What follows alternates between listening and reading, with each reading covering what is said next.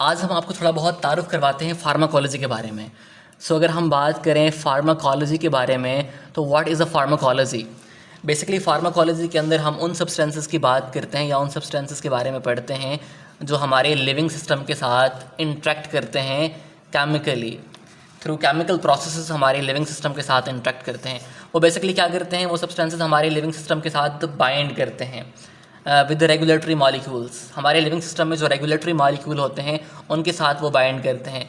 अगर हम बात करें रेगुलेटरी मॉलिक्यूल्स की, तो रेगुलेटरी मॉलिक्यूल हमारे पास क्या होते हैं, वो हमारे पास रिसेप्टर्स होते हैं। बेसिकली हम फार्माकोलॉजी में उन सब्सटेंसेस की बात करते हैं जो हमारे पास बाइंड करते हैं किसके साथ, हमारे रिसेप्टर्स के साथ, राइट। जब वो रिसेप्टर्स को बाइंड करेंगे या तो वो रिसेप्टर की एक्टिविटी को बढ़ा देंगे, यानी वो रिसेप्टर को या तो वो एक्टिवेट कर देंगे, अगर एगोनिस्ट होंगे तो रिसेप्टर को एक्टिवेट कर देंगे, या तो उस रिसेप्टर की एक्टिविटी को वो इनहिबिट कर देंगे अगर वो एंटागोनिस्ट होंगे, राइट।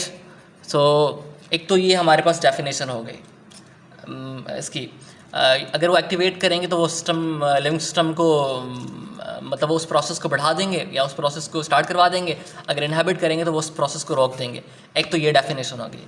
इसकी हमारे पास एक और डेफिनेशन हम ये भी बना सकते हैं या ये भी बता सकते हैं कि हम बेसिकली बात करते हैं इसके अंदर ड्रग्स, हमारे पास जो ड्रग्स होती हैं उनके बायोकेमिकल और फिज़ोलॉजिकल इफ़ेक्ट्स की, यानी हमारी बॉडी के ऊपर ड्रग्स का क्या बायोकेमिकल इफ़ेक्ट होता है और हमारी बॉडी पे उन ड्रग्स का हमारे पास क्या फिज़ोलॉजिकल इफ़ेक्ट होता है। मिसाल के तौर पे अगर हम ड्रग इस्तेमाल करते हैं तो उस ड्रग की हमारे पास एब्जॉर्प्शन किस तरह होती है हमारी बॉडी के अंदर, राइट। उस ड्रग की एब्जॉर्प्शन किस तरह हुई है। साथ में अगर हम बात करें तो बाद में उस ड्रग की हमारी बॉडी में डिस्ट्रीब्यूशन किस तरह हुई है, बॉडी की किस किस पार्ट के अंदर, सिस्टमेटिक सर्कुलेशन के अंदर वो किस तरह डिस्ट्रीब्यूट हुई है। एक तो ये बात हो गई।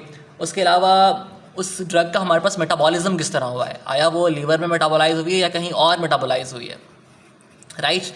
उस ड्रग का मेटाबॉलिज्म, उसके बाद मेटाबॉलिज्म के बाद वो ड्रग हमारी बॉडी से एलिमिनेट किस तरह हुई है, उसने कौन सा एलिमिनेशन पाथ जो है वो फॉलो किया है, आया उसको लीवर ने एलिमिनेट किया है या उस ड्रग को हमारे पास हमारी किडनी ने एलिमिनेट किया है। और साथ में वो ड्रग, उसकी टॉक्सिसिटी की बात भी हम बेसिकली फार्माकोलॉजी में ही करते हैं। अगर वो ड्रग टॉक्सिक है तो उसने टॉक्सिसिटी कॉज की है या टॉक्सिसिटी कॉज नहीं की। साथ में इंपॉर्टेंट बात ये होती है कि हम उस ड्रग के मैकेनिज्म ऑफ एक्शन की बात भी जो है बेसिकली फार्माकोलॉजी के अंदर ही कर रहे होते हैं, यानी कि उस ड्रग का मैकेनिज्म ऑफ एक्शन क्या था हमारी बॉडी के अंदर, हमारी बॉडी में उसने कैसे एक्ट किया है। बेसिकली ये हमारे पास क्या होती है, फार्माकोलॉजी की डेफिनेशन होती है। उसके बाद हम बात करते हैं हमारे पास what is a drug. Drug हमारे पास क्या होती है, how will you define a drug, right. अगर हम बात करें ड्रग की, तो ड्रग कोई भी ऐसा सब्सटेंस या कोई भी ऐसी चीज़ जो हमारी बॉडी में जो हमारी बॉडी की बायोलॉजिक फंक्शन को चेंज करे, जो हमारी बॉडी के बायोलॉजिक फंक्शन को चेंज करे, उसको हम बेसिकली कहते हैं ड्रग। यानी कोई भी सब्सटेंस जो हमारी बॉडी के बायोलॉजिकल फंक्शन को चेंज करे, that's called drug through it's chemical action. यानी कोई सब्सटेंस अपने केमिकल एक्शन से हमारी बॉडी के बायोलॉजिकल फंक्शन को चेंज करे, दैट्स कॉल्ड ड्रग। या इसको आप इस तरह भी कह सकते हो कि कोई भी सब्सटेंस जो हमारी बॉडी में मॉलिकुलर लेवल पे एक्ट करे, यानी एनी सब्सटेंस जो हमारी बॉडी में जाके मॉलिकुलर लेवल पे जाके एक्ट कर रहा है, that is actually a drug. या केमिकल लेवल पे कह सकते हो, या इसको आप कह सकते हो कोई भी सब्सटेंस जो मॉलिकुलर लेवल के ऊपर जाके हमारी बॉडी में एक्ट कर रहा है, राइट। अब ड्रग्स कहाँ से, मतलब ड्रग्स की कितनी टाइप्स हो सकती हैं, मतलब किस किस तरह की ड्रग्स हो सकती हैं। हमारे पास कुछ ड्रग्स हमारी बॉडी के अंदर बनती है, यानी नेचुरल ड्रग्स होती हैं, हमारी बॉडी के अंदर नेचुरली बनती हैं। मिसाल के तौर पर अगर हम बताएं आपको, hormones are actually types of drugs जो हमारी बॉडी में बनते हैं, वो रिसेप्टर्स पे जाके लगते हैं, राइट। इसके अलावा सिंथेटिक ड्रग्स होती हैं जो हमारी बॉडी में नहीं बनती है, यानी वो हमारे पास उनको हम बेसिकली कहते हैं जीनोबायोटिक्स, यानी वो ड्रग्स जो हमारी बॉडी में नहीं बनती, जिनको हम आर्टिफिशियली प्रिपेयर करते हैं। वो हमारे पास नेचुरली भी प्रिपेयर हो सकती हैं, वो आर्टिफिशियली भी प्रिपेयर हो सकती हैं। यानी बॉडी में नहीं बनेंगी, उनको हम बाहर बनाएंगे, हम उनको नेचुरल तरीके से भी बना सकते हैं, उनको हम जो है वो बेसिकली आर्टिफिशियली भी बना सकते हैं, राइट। और इसके अलावा जो टॉक्सिन्स होते हैं, जो हमारी बॉडी में डिफरेंट टॉक्सिन्स आते हैं, so basically those are also actually kind of drugs, right. अब हम फार्माकोलॉजी में कौन सी ड्रग्स की प्रॉपर्टीज़ की बात करते हैं, बेसिकली हम और फार्माकोलॉजी में जब पढ़ रहे होते हैं ना, तो ड्रग्स की कुछ प्रॉपर्टीज़ की हम बात कर रहे होते हैं।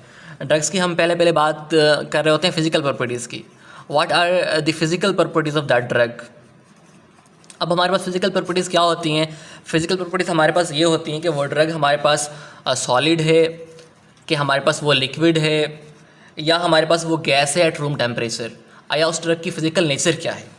उसके अलावा वो drug whether it is a carbohydrate, it is a protein, या वो हमारे पास लिपिड है। या हम इसके अलावा ये भी हम फिजिकल प्रॉपर्टीज़ में बात करते हैं कि वो ड्रग हमारे पास वीक एसिड तो नहीं है, या वो वीक एसिड है, या वो वीक बेस है।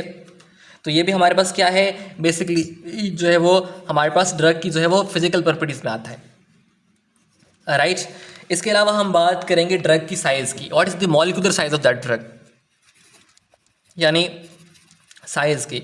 बेसिकली अगर हम बात करें तो ड्रग्स की मॉलिक्यूलर साइज डिफरेंट हो सकती हैं। वो ड्रग बहुत बड़ी भी हो सकती है, यानी लार्ज साइज़ की भी हो सकती हैं, स्मॉल भी हो सकती हैं। बेसिकली जो हमारे पास एवरेज साइज़ होती है, या हमारे पास जो मेजॉरिटी ऑफ द ड्रग्स होती हैं, उनका जो मॉलिक्यूलर वेट होता है वो 100 से 1000 मतलब के दरमियान में होता है, राइट। उसके अलावा हम बात करेंगे ड्रग की शेप की। साइज़ के बाद हम बात करेंगे ड्रग्स की शेप की। बेसिकली ड्रग ने जिस रिसेप्टर के साथ जाके बाइंड करना होता है, वो उस ड्रग को जो है वो मस्ट मैच द रिसेप्टर, यानी उस ड्रग की शेप जो है वो रिसेप्टर जैसी ही होनी चाहिए, यानी रिसेप्टर जैसी ही शक्ल होनी चाहिए ड्रग की जहाँ पे वो जाके बाइंड कर रही है। इसको मैं इस तरह भी कह सकता हूँ कि रिसेप्टर की जिस साइट के ऊपर ड्रग ने जाके अटैच होना है वो उस जैसी होनी चाहिए, यानी ड्रग और रिसेप्टर लॉक और की तरह होने चाहिए। जिस तरह लॉक और की होते हैं, ड्रग और रिसेप्टर भी उस तरह की होनी चाहिए, यानी there shape must be complementary. The shape of drug must be complementary to the active site of that receptor. एक तो ये बात होगी। इसके अलावा हमारे पास जो ड्रग्स होती हैं उनमें एक फिनोमिना हमें देखने को मिलता है जिसको हम कहते हैं स्टीरियोआइसोमेरिज्म। कुछ हमारे पास ड्रग्स जो हैं वो इस फिनोमिना को भी शो करती हैं। इसको बेसिकली हम कहते हैं चायरेलेटी बेसिकली इसको हम कहते हैं, या इसको हम कह सकते हैं स्टीरियोआइसोमेरिज्म। अगर आपने बायोकेमिस्ट्री पढ़ी है फर्स्ट ईयर सेकंड ईयर के अंदर, तो आपको पता होगा इनिशोमर्स बनते हैं कुछ सब्सटेंसेस के।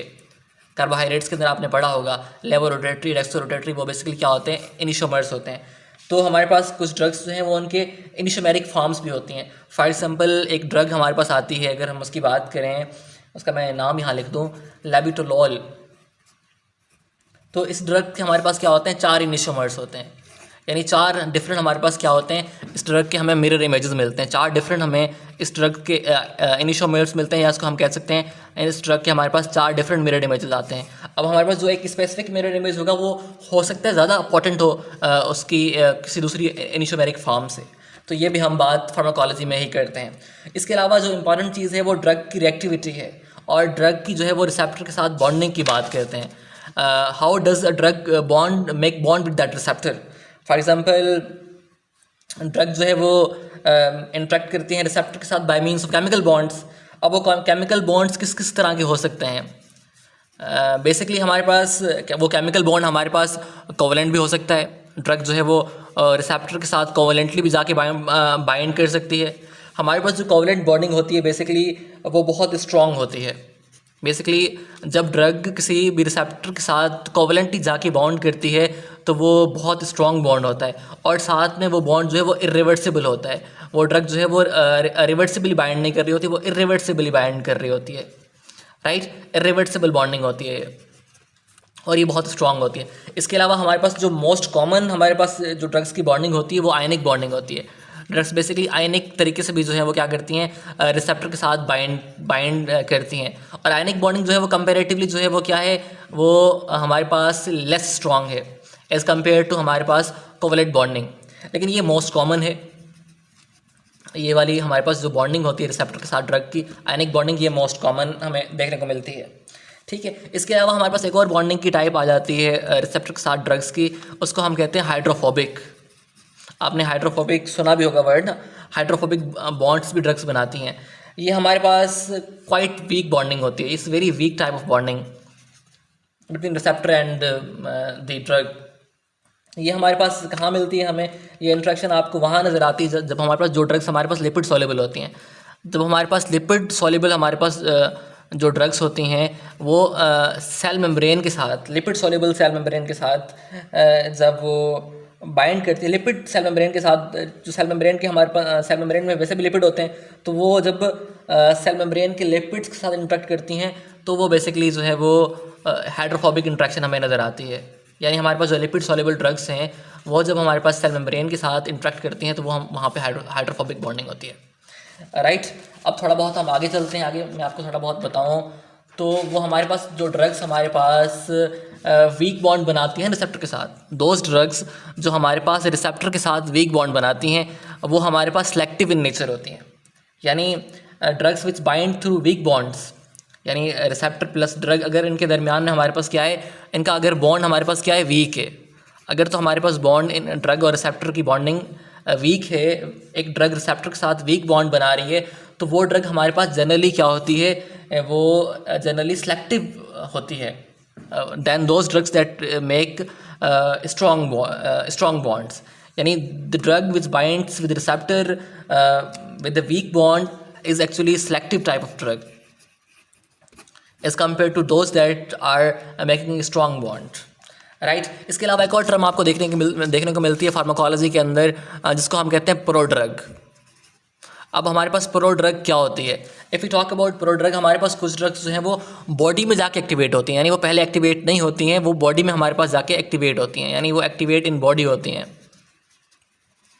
बॉडी में जाके उनका मेटाबॉलिज्म होता है, फिर वो एक्टिव फॉर्म में चेंज होती हैं। इसको मैं आपको इस तरह भी समझा सकता हूँ कि बेसिकली उनकी हमारी बॉडी में क्या होती है, केमिकल कन्वर्जेशन होती है, यानी वो केमिकली हमारी बॉडी में जाके किसी और कंपाउंड में कन्वर्ट होती हैं और फिर वो जाके एक्टिव होती हैं। यानी हमारे पास ऐसी ड्रग्स जो हमारी बॉडी में जाके केमिकली कन्वर्ट हों और हमारी बॉडी में जाके एक्टिवेट हों, उनको हम प्रोड्रग कहते हैं। बेसिकली इस प्रोसेस को हम कहते हैं बायो एक्टिवेशन, यानी वो ड्रग्स जिनकी हमारी बॉडी में बायो एक्टिवेशन होती हैं उनको हम प्रोड्रग्स कहते हैं। इसके अलावा अगर हम बात करें ड्रग्स के नॉमेनक्लेचर की, ड्रग्स के नाम किस तरह देते हैं, कौन कौन से नाम ड्रग्स के हो सकते हैं। So if you talk about the nomenclature of the drugs, एक तो हमारे पास क्या होता है, ड्रग्स की हमारे पास होते हैं केमिकल नेम। केमिकल नेम जो हमारे पास क्या होते हैं, केमिकल स्ट्रक्चर पे बेस कर रहे होते हैं, यानी जो ड्रग का केमिकल स्ट्रक्चर है उसके बुनियाद पे जो हम ड्रग को नाम देते हैं वो उसका ड्रग का केमिकल नेम होता है। उसके अलावा हमारे पास क्या होता है, उस ड्रग का अप्रूव्ड नेम होता है, यानी उस ड्रग का हम कह सकते हैं ऑफिशियल नेम कह दो या उसका अप्रूव्ड नेम कह दो, उसको हम कहते हैं जेनरिक नेम। यानी एक तो हम केमिकल नेम हो गया, एक तो हमारे पास केमिकल नेम हो गया, दूसरा हमारे पास क्या हो गया, जेनरिक नेम हो गया, जो उस ड्रग का हमारे पास अप्रूव्ड नेम है। राइट, इसके अलावा जिस फार्मास्यूटिकल कंपनी ने उस ड्रग को बनाया है, तो वो फार्मास्यूटिकल कंपनी भी क्या करेगी, उस ड्रग को ब्रांडिंग देगी, उस ड्रग को नेम देगी, तो उसको हम कहते हैं मार्केट नेम या पेटेंट नेम भी कहते हैं। बेसिकली उसको मार्केट नेम कह सकते हैं हम। तो ये 3 तरह के हमारे पास आपको ड्रग्स के नाम मिलेंगे, एक केमिकल स्ट्रक्चर की बेसिस पे उसका जो नाम होगा, उसके अलावा जो उस ड्रग का जो है वो नाम अप्रूव किया होगा FDA ने या जो अथॉरिटी होती है, वो उसका ऑफिशियल नेम होगा, जिसको हम कहते हैं जेनरिक नेम, ये मैं यहाँ लिख दिया है। उसके अलावा जिस कंपनी ने उस ड्रग को बनाया है, तो वो कंपनी भी उस ड्रग को जो है वो मार्केट नेम देगी। So that was all about the introduction of the pharmacology. Next lecture के अंदर हम बात करेंगे फार्माकोडायनामिक्स की इंशाल्लाह। Thank you very much.